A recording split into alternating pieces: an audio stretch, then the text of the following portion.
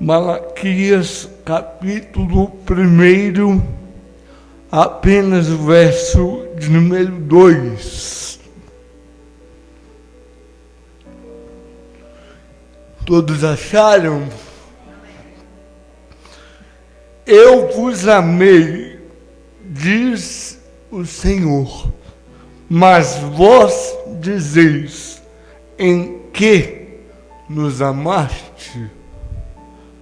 Eu vos amei, diz o Senhor, mas vós dizeis: em que nos amastes? Amém? Você está aqui em pé, pode se sentar. No final nós estaremos aqui orando por vocês aqui, por você aí no Instagram. Semana passada, eu creio que todos estavam aqui, você veio hoje, nós falamos aqui, nós começamos a falar sobre, dentro da perspectiva bíblica, esse assunto, irmã Noranei, que parece um assunto paradoxal, né? O amor de Deus e o sofrimento humano. E eu disse aqui que Deus, Ele não apenas nos ama, mas Deus é amor. Essa é uma verdade afirmada nas Escrituras Sagradas, e Deus, Ele é amor. Semana passada eu falei sobre o amor de Deus. Quase todo o sermão, você que está acompanhando aí no Instagram, toda a mensagem está lá no meu Facebook. E hoje nós vamos falar sobre o sofrimento. Acho que é por isso que o povo não veio, Roberto. O povo quer ouvir só oba-oba. Teve um irmão que falou: meu pastor Silas, para de falar no sofrimento. Fala de vitória, fala de prosperidade. Mas essa é a mensagem. E eu disse aqui, irmã Rosália, que a mensagem do profeta Malaquias é uma mensagem de peso, juízo, condenação. Deus levanta o profeta Malaquias numa época difícil, onde o povo ele se portava de maneira desleal. Havia um declínio, um período de grande declínio moral, um declínio espiritual, porque os judeus foram repatriados. Esses judeus estavam de volta à sua terra natal. Eles saíram do cativeiro, do exílio babilônico, e eles voltam para Israel, voltam para a nação e continua de maneira desleal para com Deus e para com os mandamentos de Deus. E Deus agora levanta o profeta Malaquias por volta do ano 430, 450, aproximadamente antes de Cristo. E a profecia de Malaquias, irmã Lourdes, eu disse aqui que apesar de ser uma profecia de peso, uma profecia de juízo, essa profecia ela vai começar com uma bela declaração de amor. Eu até disse aqui: quem é que não gosta de receber uma declaração de amor? Imagine receber uma declaração de amor do próprio Deus. E Deus ele vai dizer: eu vos amei. ou na tradução revista e atualizada, eu vos tenho amado. Você pode repetir isso? Eu vos tenho amado. Eu vos amei, parece ano passado, né? Eu te amei, né? No passado eu te amei, hoje não, né? Mas não é. O verbo usado na língua original, ele dá essa ideia. Eu vos tenho amado. O amor de Deus, ele é contínuo. E aí eu disse aqui, eu quero apenas para você que está aí no Instagram, para você que vai assistir depois no YouTube, eu quero recapitular aqui o que eu falei, irmã Nora, sobre o amor de Deus. Em primeiro lugar, eu disse que o amor de Deus, ele é eterno. Ele nos ama para sempre. O amor de Deus não tem fim. Desde antes da criação do mundo, Deus nos ama. Por que, Rosália? Porque a Bíblia fala que Jesus é o Cordeiro morto antes da fundação do mundo. Então, o amor de Deus é um amor eterno. Em segundo lugar, o amor de Deus, eu falei que é sacrificial. A prova disso, né, irmã Lourdes, anota tudo aí, e isso é de parabéns, irmã Lourdes. O amor de Deus, ele é sacrificial. E eu falei que a prova disso é Jesus, o sacrifício único e perfeito.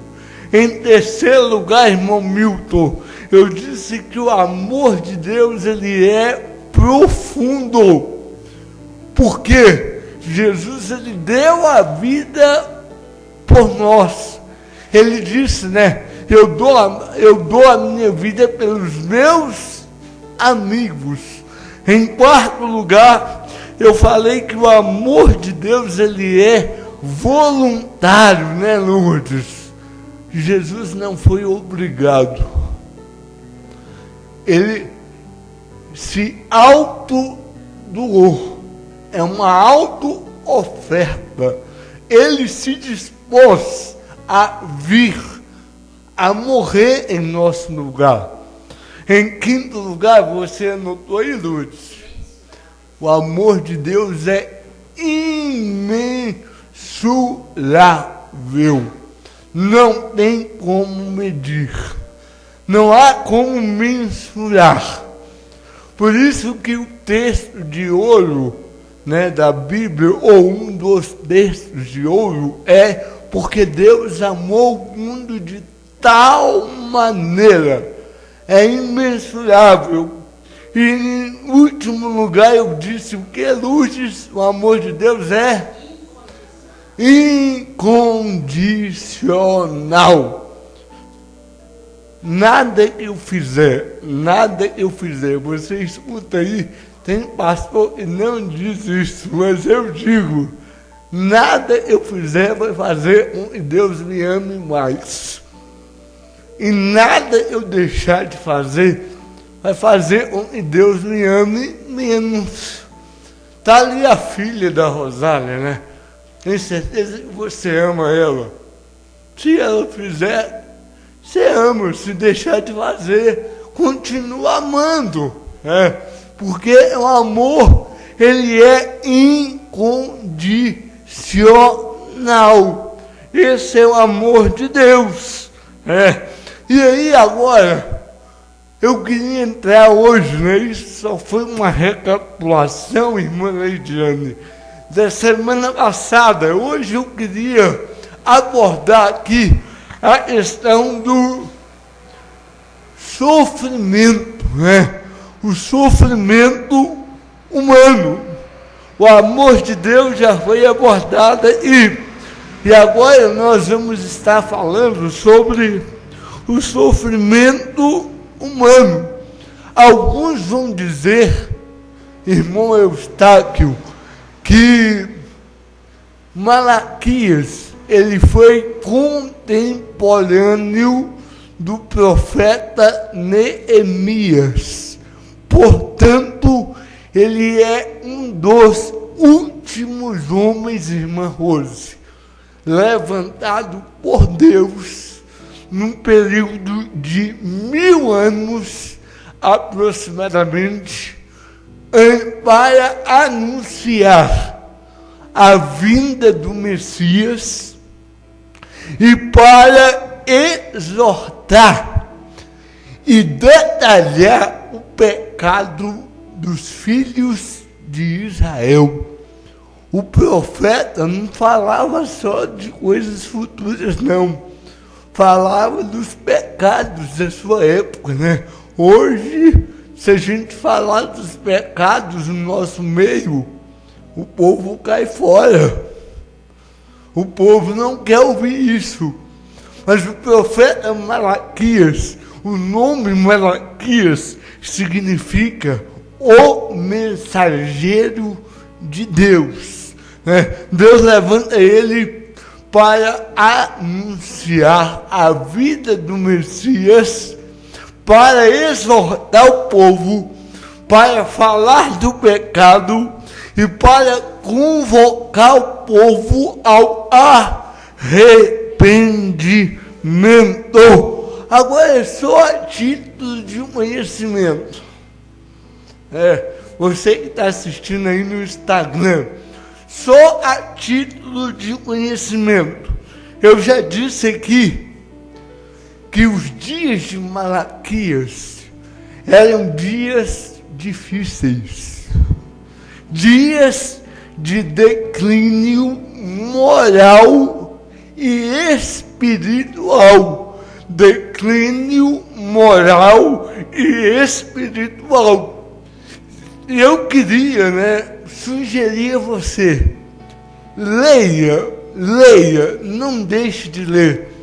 São 4 capítulos apenas, o livro de Malaquias. Quando você lê, pastor Mateus, a profecia de Malaquias, você consegue identificar a situação do povo.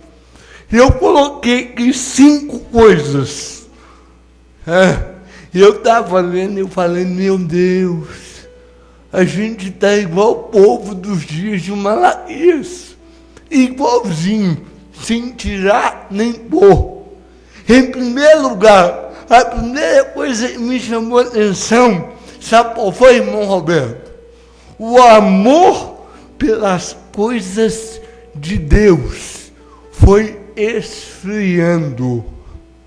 O amor pelas coisas de Deus se esfriando nos dias de Malaquias. Será que hoje a gente não está bem igual?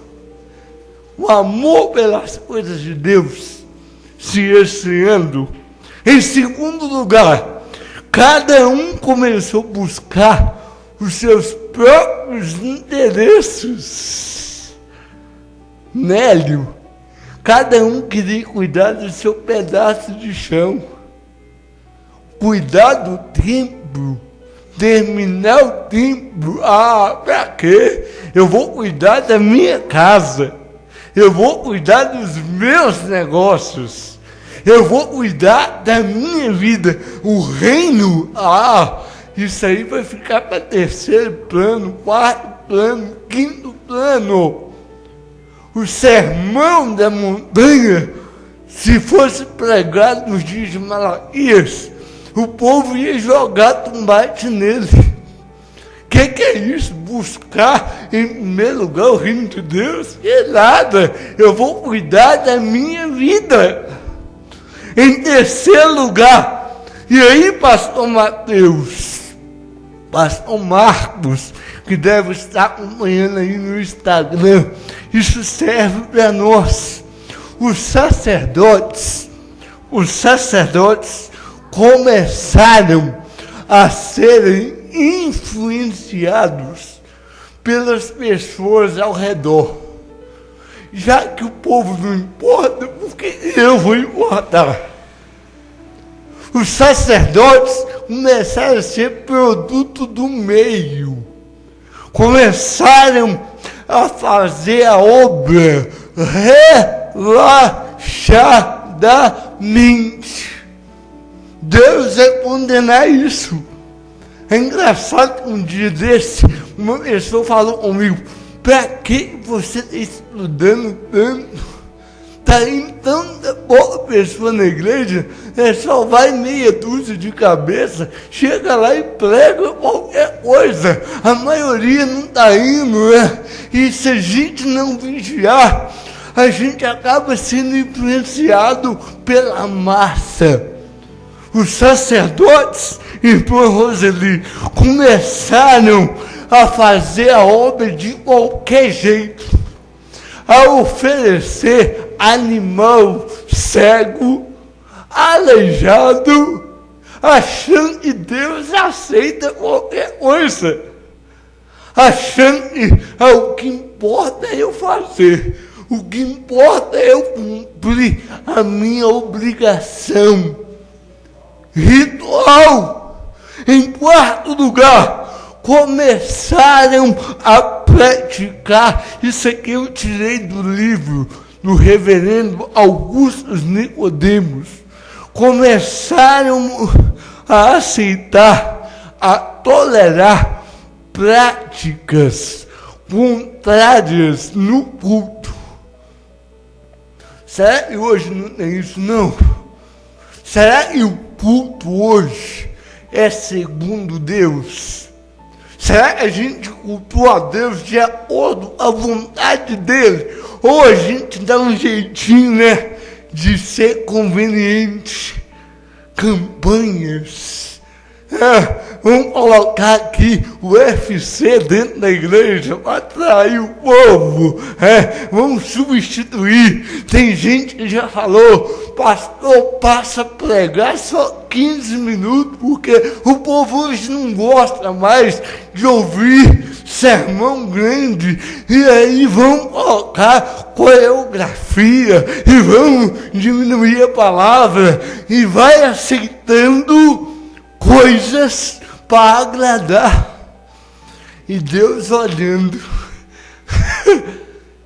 como nos dias de Amós, Deus falando assim: eu não suporto mais o culto de vocês, o sacrifício de vocês não me agrada, eu não aguento mais essa música, eu não aceito essa ovelha cega, esse animal aleijado, dando sobra para Deus.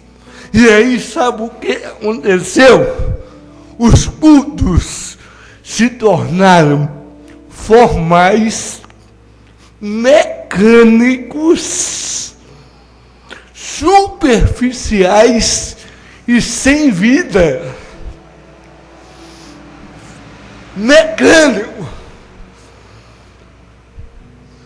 Eu sei, tem gente que vai falar depois, eu tô nem aí. Tá parecendo missa. Tudo aquele trem mecânico ali.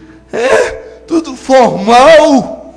Tudo elaborado ali de acordo com as tradições. E Deus reprova isso. Só interessante, pastor Mateus, mesmo diante desse cenário, Deus abre a boca de Malaquias e fala assim: eu vos tenho amado. Aleluia! Eu sempre vos amei. Eu vos tenho amado. Aleluia! Eu vos tenho amado, eu vos amei, eu sempre vos amei. Aí o povo olha e diz assim: ah é? Tá aí, ó, Malaquias 1:2. O Senhor tem nos amado. O livro de Malaquias é constituído de perguntas e respostas. E a primeira pergunta é: em que nos tens amado? E aí eu estava lendo semana passada, eu queria ler uma frase. Olha o que essa frase fala, porque o povo Milton estava olhando para eles, para o sofrimento deles, e eles olham para Deus e dizem assim: cadê o amor? Que amor é esse?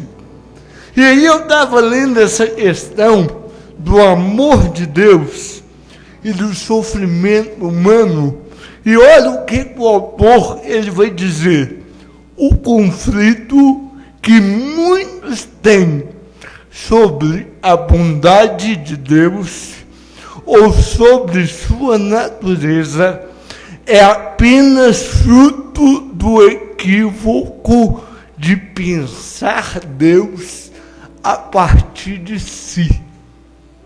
Quando a gente começa a pensar Deus a partir de nós, é um equívoco.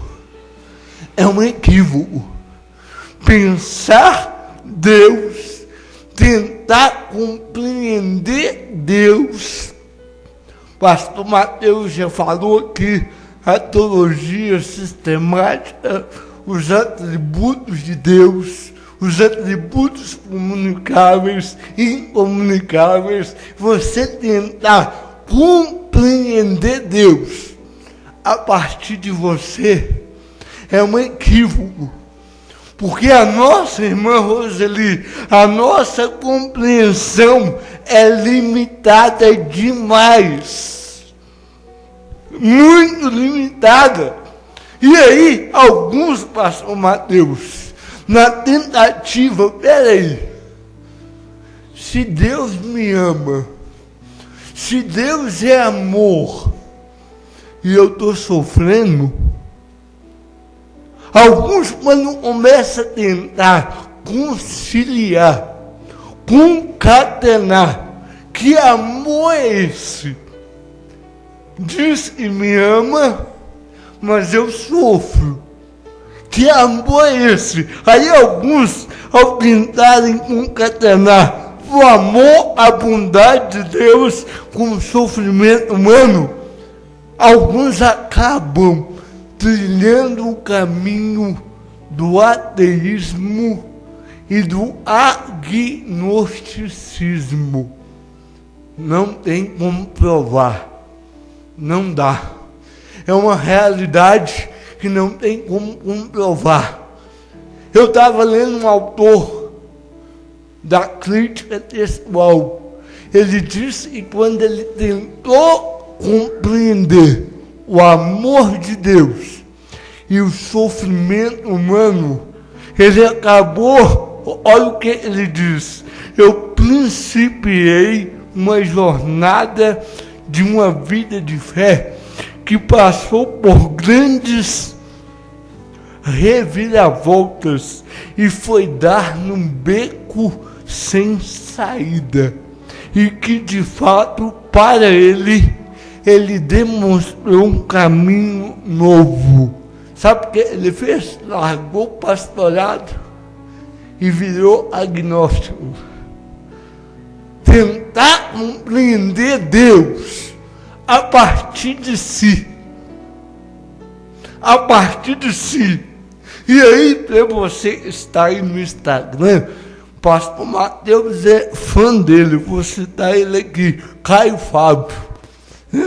Se o Caio Fábio estivesse em BH, Mateus estava com o Caio Fábio, não estava comigo aqui. O Caio Fábio, eu estava lendo no livro dele, eu já citei aqui na igreja, mas eu vou ler de novo. Na obra dele, o que o sofrimento ensina. Ele vai falar algo intrigante para a nossa alma, para a nossa compreensão. E ele vai dizer assim, Nélio: Deus é sempre bom. Tem até filme aí, gospel, né? Pastor Mateus conhece todos os filmes que já saiu e vai sair ainda. Né? Tem filmes aí, gospel, que tem até o slogan, né? Deus é bom o tempo todo. O tempo todo, Deus é bom. Aí o Caio Fábio diz: Deus é sempre bom. Eu tenho todas as razões da vida e da morte para saber e crer que Ele é bom. Eu tenho todas as razões da vida e da morte para saber que Ele é bom. Aí ele diz: na morte, Deus é bom. Na vida, Deus é bom. Na bondade dele é que morte e vida se fundem. Nas perdas, pastor Mateus, nas perdas, Deus é bom. Nos ganhos, Deus é bom. Na bondade de Deus, perdas e ganhos se confundem. Olha que profundidade. E aí eu estava lá em casa hoje, irmã Lediane, eu me lembrei do Salmo 136. Salmo 136. O salmista, ele vai falar, ele vai louvar a Deus pelas suas obras e por sua benignidade permanente. São 26 versículos. Em todos eles aparece a sentença: porque a sua benignidade dura para sempre. Louvai ao Senhor, porque a sua benignidade dura para sempre. Deus é sempre bom. E aí eu fui levado, irmão Roberto, para Filipenses, porque Paulo vai falar assim: aquilo que eu reputei como ganho, na verdade é perda. Sabe o que significa? Sabe o que significa isso? Na bondade de Deus, perdas e ganhos se confundem. O que para mim é perda hoje, pode ser lucro lá na frente. O sofrimento de hoje pode ser bênção lá na frente. A dor de hoje Deus pode transformar em bênção. O que é perda hoje é ganho amanhã. Como diz o ditado, Rosália: há males que vem amém. Não que Deus seja o autor, não que Deus mandou aquilo, mas na bondade de Deus, perdas e ganhos se confundem. Amém? Amém? Irmão, vamos falar a verdade. Vamos falar a verdade. Que bom que Deus não ouve, não atende todos os nossos pedidos. Quem já arrependeu de algum pedido e fez, ainda bem que Deus não atendeu. Porque na hora a gente acha que é perda, mas lá na frente você fala: obrigado, Pai, aleluia. Eu sempre falo, pastor Mateus, aprendi com ele: Deus é um grande enxadrista. A gente vê agora, Deus está vendo lá na frente, porque a sua benignidade dura para sempre, porque o seu amor não tem fim, porque o seu amor se estende de geração a geração. Aleluia! Agora eu vou falar a verdade. Pastor Mateus, Deus diz assim: eu sempre vos amei. Aí o povo responde: em que nos tem amado? Posso falar a verdade? É uma resposta cínica e irônica. Cínica e irônica. Sabe o que Deus vai falar? A primeira coisa, olha para trás tudo que eu já fiz. Eu escolhi Jacó e aborreci Esaú.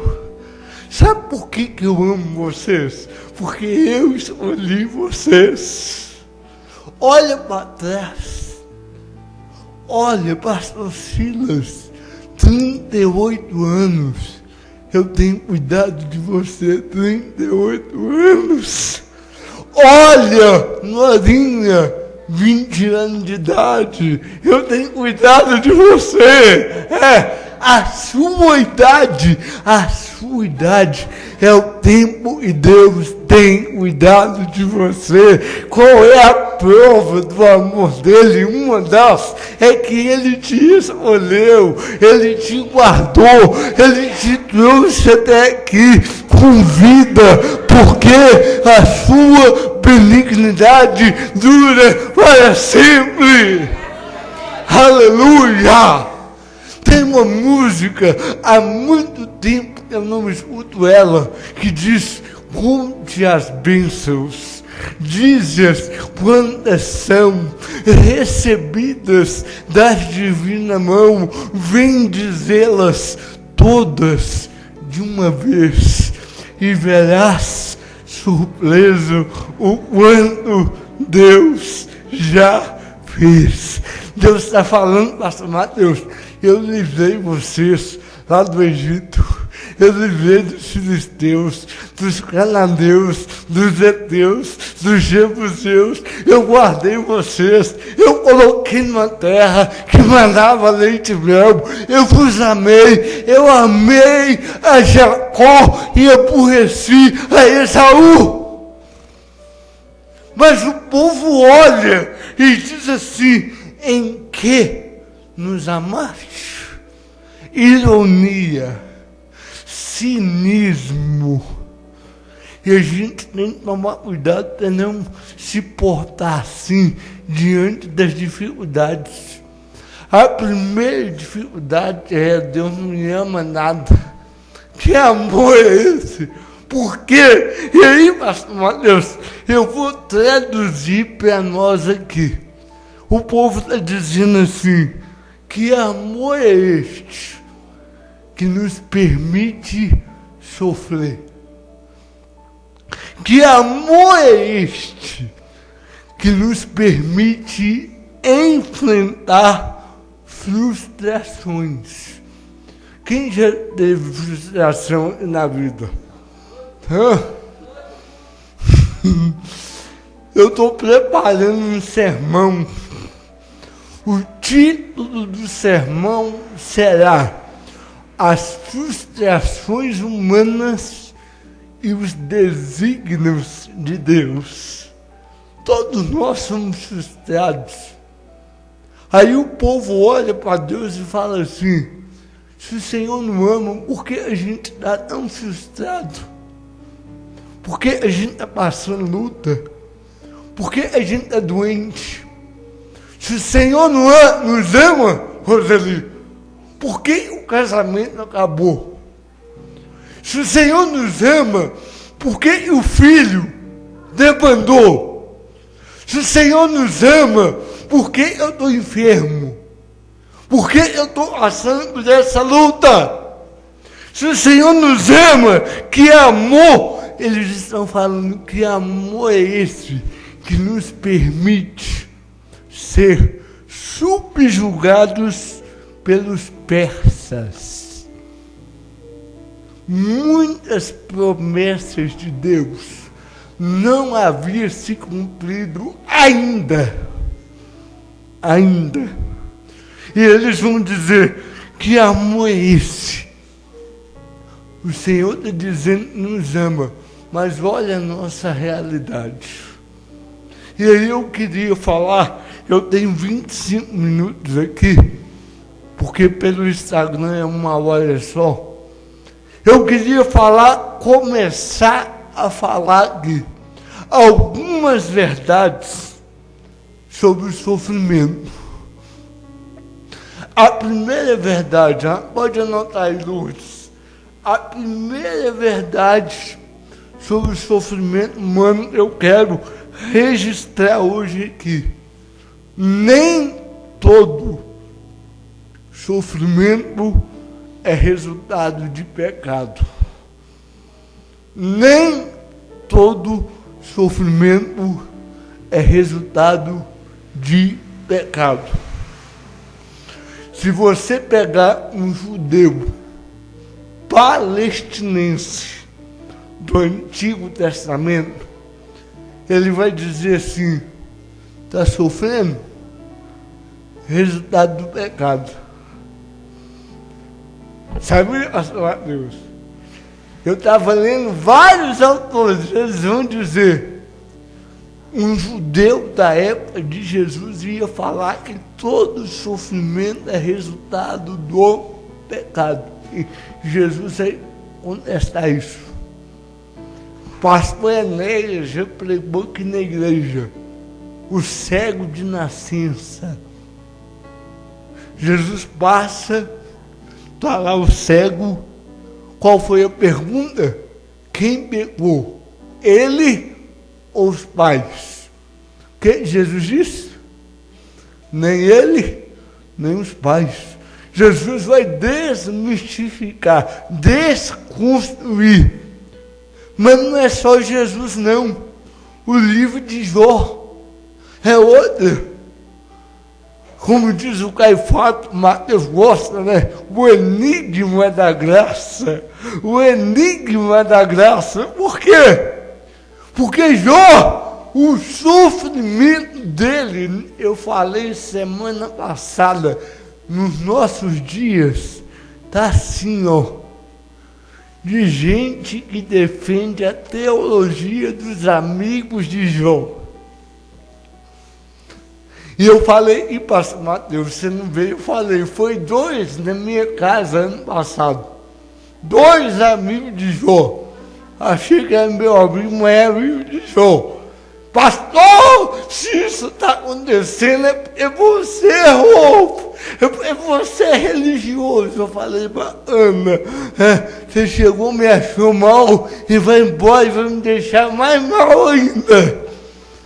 Porque acha que todo sofrimento é resultado do pecado. É claro que a queda agravou o sofrimento.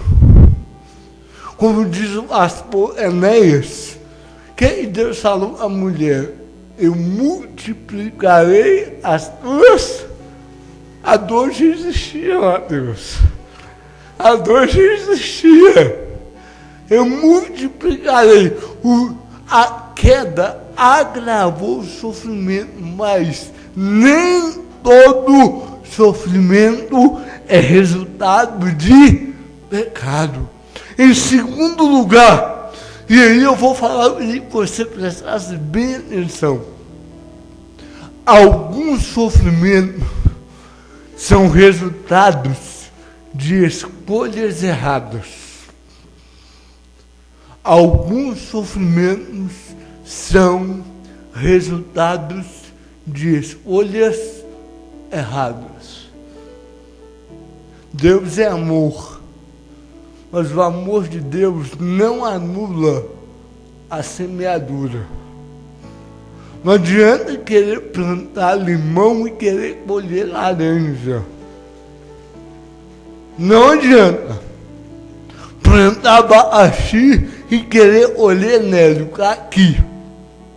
O amor de Deus não anula a lei da semeadura. Alguns sofrimentos são resultado de escolhas erradas. Quer que eu dou um exemplo? O pastor Mateus citou aqui no domingo, eu já preguei várias vezes. O filho pródigo. Decisão errada, sair da casa do pai, foi parar no fundo do poço.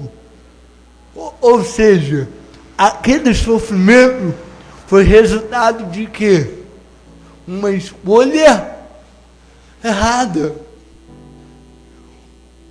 Eu estava lendo, eu li há 2 anos atrás, 3 anos atrás, outro que o pastor Mateus, e você está no Instagram, o pastor Mateus, ele é excelente, Caio Fábio, e agora é Fábio de Melo, o livro do padre Fábio de Melo. O padre Fábio de Melo, alguém lembra do padre Léo? Padre Léo. Eu gostava, vou confessar, eu gostava de assistir o padre Léo. Melhor do que assistir Valdomiro, viu?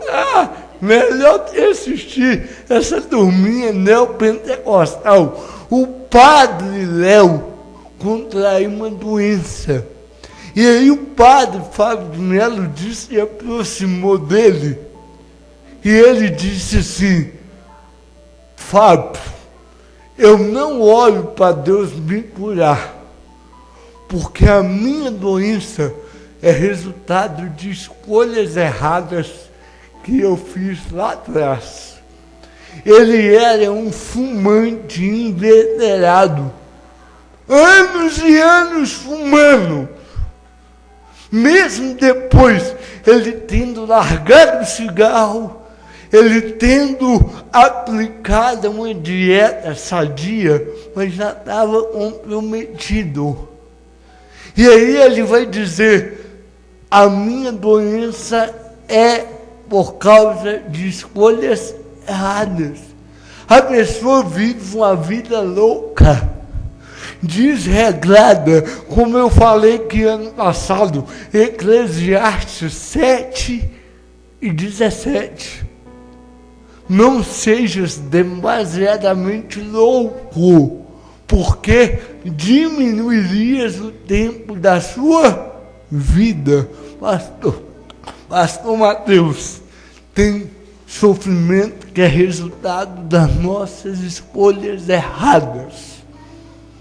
O amor de Deus não vai de maneira nenhuma anular as nossas escolhas. Tem gente que come porcaria a semana toda. Come porcaria. E porcaria é gostoso, né? Esfirra, pizza, macarrão na chapa, hambúrguer, x-tudo, e vai... McDonald's, Burger King, Habib's, e vai nessa, depois está doente, colesterol, infarta, aí é o quê? Sofrimento por causa de escolhas erradas. Em terceiro lugar, o sofrimento, ele gera indagações. Por quê? E para quê? Por que eu? Para quê? No sofrimento a gente fica questionando. Mas logo eu? Por que eu? Para quê? E aí eu estava lembrando, irmão Roberto, quando eu era menino, saindo da infância para a adolescência, a gente jogava bola aqui perto da Escola Municipal Josefina Souza Lima. Todo dia. Era fominha de bola, pastor Mateus. Eu não era tão bom, mas eu era o dono do time. Então eu não ficava na reserva.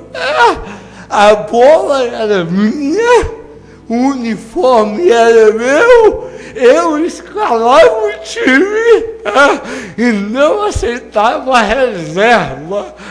Eu era o titular e era o capitão.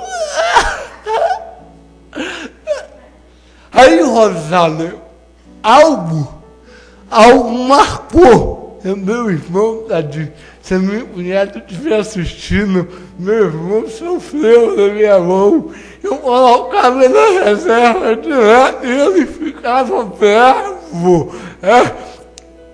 A tia Maria que me dava mesada, então eu juntava a mesada, ele gastava a mesada dele para lá, eu juntava, comprava bola, meião, uniforme, então eu mandava no time.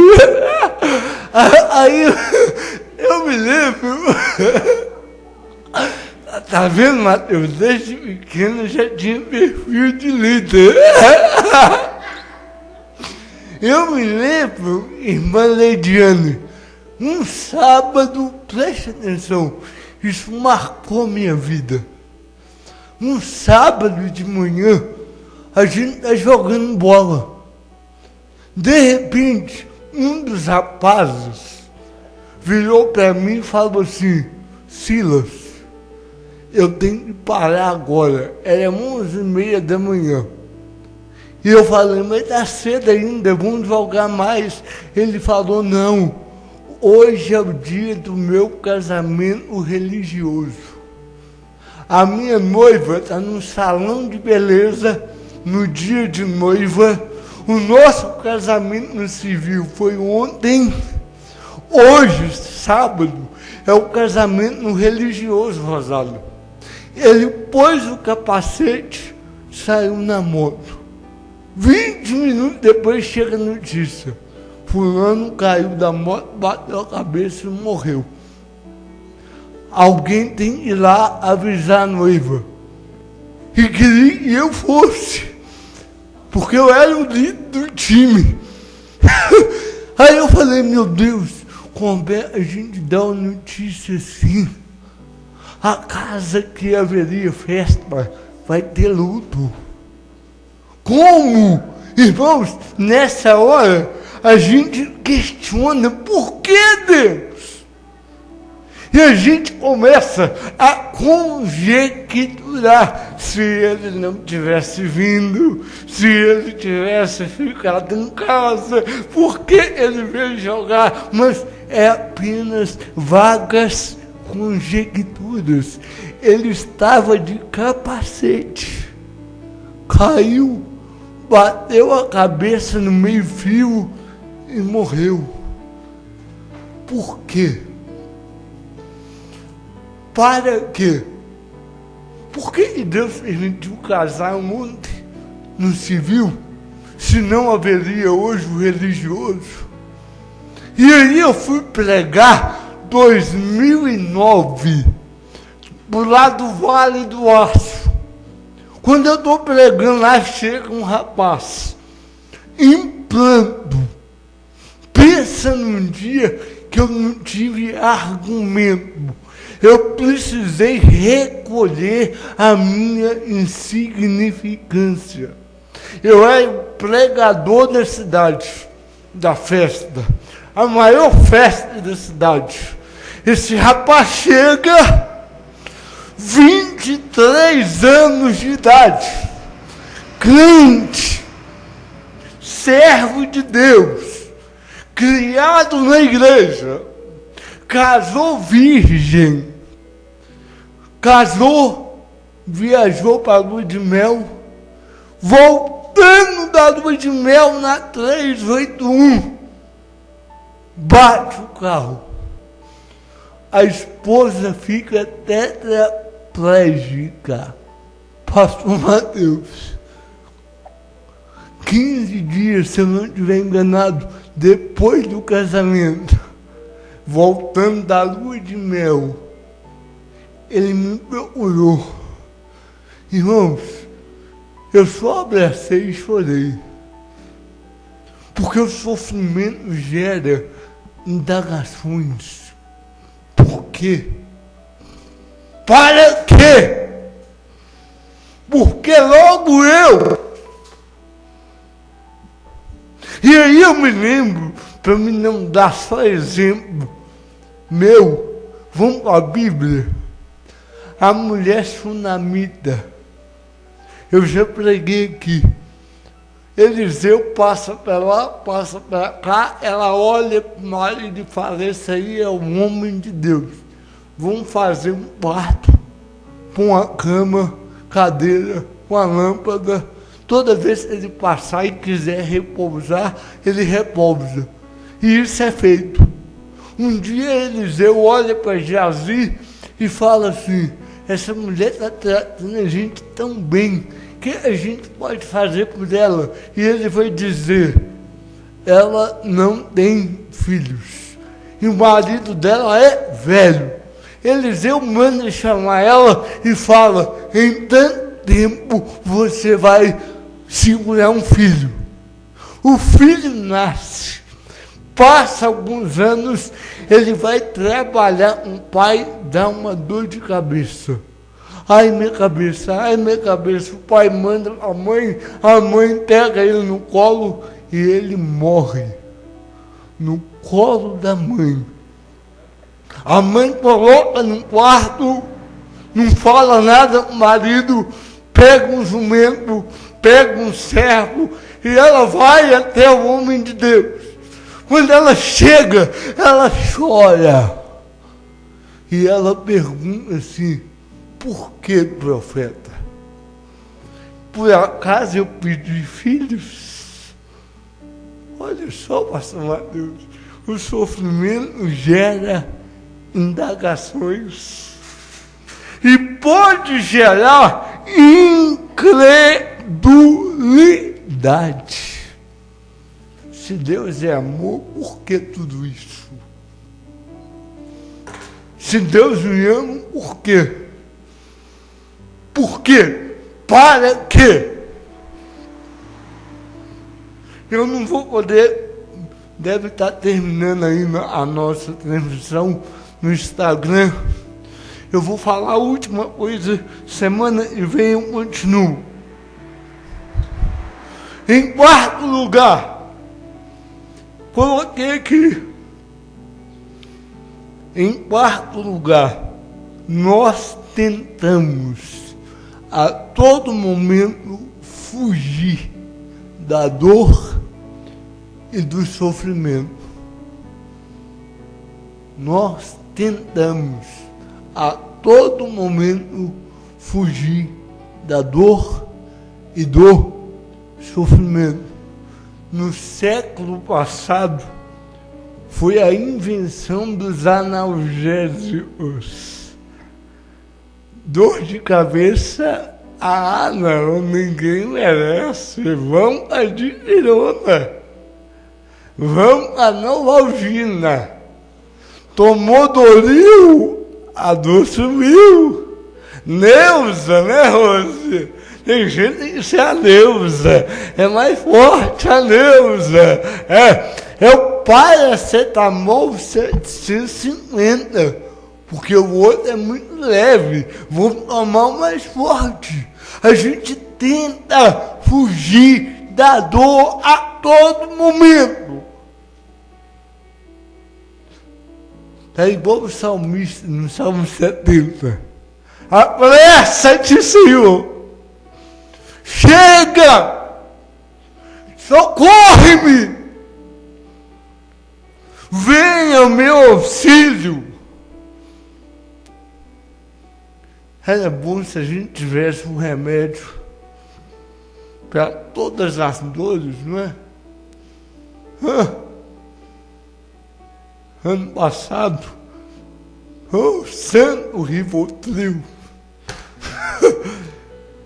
Deitava, não conseguia dormir, Mateus. 5 dias, a cabeça ligada. Bendito médico que me deu Rivotril, me apagou por 12 horas. Foram 12 horas sem sofrer. 12 horas desligado. Porque a dor incomoda. A gente quer fugir da dor. A gente quer pular etapas. E a dor, às vezes, é necessária. A dor, às vezes, é inevitável. E eu vou encerrar. Olha aí para mim, pessoal. Olha ali, Mateus, se está ao vivo ainda no Instagram, está dando 1 hora aí, já vai parar 1 hora. Vai parar 1 hora e eu agradeço a você aí que está aí, compartilha aí. A gente tenta, eu vou encerrar e orar aqui, fugir da dor. Mas a dor também é uma bênção. A dor também é uma bênção. Porque nós merecíamos a morte. Até na dor Deus é bom. Até na dor. Na bondade de Deus. No amor de Deus. Vai encerrar. Deus abençoe você que está aí no Instagram. Quarta-feira que vem eu vou continuar falando aqui. Tem mais verdades aqui sobre o sofrimento. Amém? Encerrou. Então você aqui, irmão, você aí no YouTube, que vai assistir depois. A dor, Jesus ele vai ensinar.